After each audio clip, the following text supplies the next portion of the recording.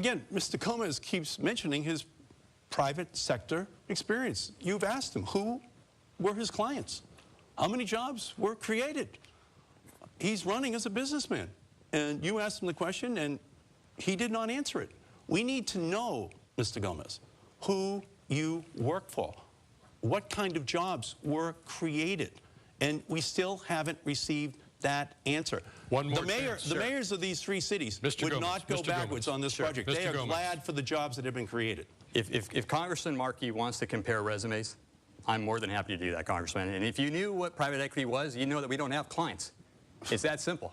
We have investors, and I've told you who those investors are. They're public service employees. Hundreds of thousands of them right here in Massachusetts, firefighters, police officers, teachers. And even President Obama is an investor at Advent International, Congressman. That's who our investors are. We don't have clients. So if you want to compare resumes, let's compare resumes head to head. I'll compare my last 37 years. I'll compare my military record to yours.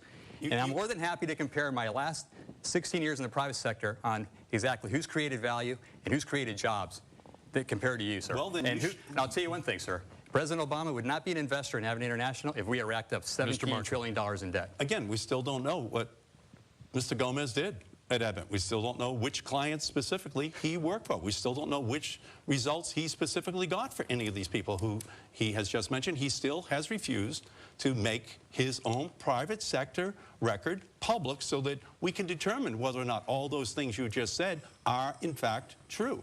Artie, this is exactly, he's mirroring exactly what his ads are, and they're misrepresenting, because you don't understand. We don't have clients, Congressman Markey. I don't know how many times I got to tell you that we don't have clients. We have investors, and we have done phenomenally well for our investors. President Obama wouldn't be an investor in our fund if we weren't one of the best investors in private equity in the whole country over the last 10 years. Now, if you want to name some companies, sure, Lululemon. You go out there and ask anybody out there in the state of Massachusetts, you know, where they go shopping, how many stores we've actually opened since we invested in that company.